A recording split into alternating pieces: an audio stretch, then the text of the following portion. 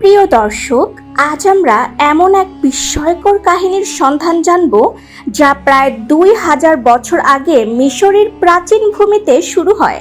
সেই সময়ে হযরত মুসা আলাইহিস সালাতু ওয়াসসালাম আল্লাহর বাণী তাদের কওমের মাঝে পৌঁছে দিচ্ছিলেন।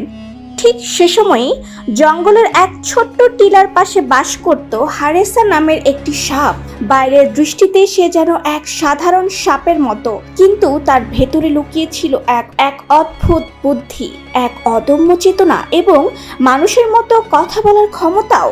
লোকমুখে প্রচলিত ছিল একসময় তার একটি ভুলের জন্য মহান আল্লাহ তাকে সাপের রূপ দিয়েছিলেন, মানব রূপ আর তা পায়নি। তবে কথা বলার ক্ষমতা তার মধ্যে রয়ে গেছে। সেই ভুলের জন্য সে বারবার প্রায়শ্চিত্ত করতে চাইতো, আল্লাহর কাছে ক্ষমা প্রার্থনা করতে চাইতো এবং মনে মনে আশা রাখতো যে একদিন তার প্রার্থনা কবুল হবে। একদিন সন্ধ্যায় পাহাড়ের চূড়ায় বসে যখন হারেসা নিজের নীরবতার মধ্যে ডুবে ছিল, হঠাৎ আকাশে একটি উজ্জ্বল আলো ঝলমল করে উঠল। প্রথমে সে ভাবলো বজ্রপাতের ধ্বনি বা আলো, তবে কিছুক্ষণের মধ্যে সে বুঝলো এটি কোনো সাধারণ ঘটনা নয়। আগের মতো আলো মিলিয়ে যায়নি, বরং স্থির হয়ে আকাশে ঝলমল করছে। কৌতূহল এবং ভয় মিশ্রিত চোখে হারেসা লক্ষ্য করলো পাহাড়ের শীর্ষে মহান আল্লাহ হযরত মুসার সঙ্গে মহা সংলাপে ব্যস্ত। আল্লাহ বললেন, হে মুসা, আমি তোমাকে পছন্দ করেছি এবং তোমার পরেও নবী পাঠাবো।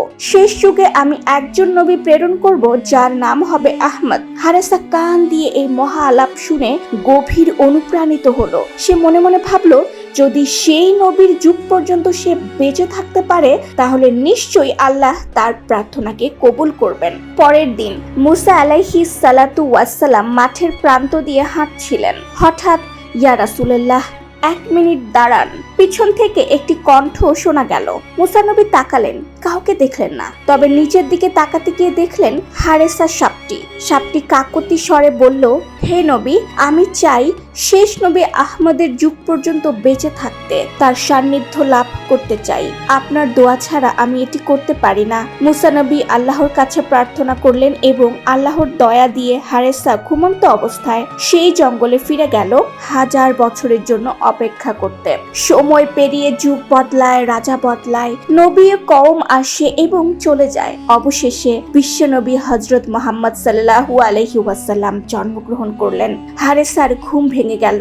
সে দীর্ঘ এক যাত্রা শুরু করে মরুভূমির তপ্ত বালু, পাহাড়ের ঢাল পার করে অবশেষে মক্কার অলিগলিতে পৌঁছায়। ক্লান্ত দেহ নিয়ে সে এক রাতে আবু জাহেলের বাড়ির সামনে বিশ্রাম নেয়। কিন্তু নিষ্ঠুর আবু জাহেল তা দেখলেন এবং সাপটিকে আক্রমণ করতে এগোলেন।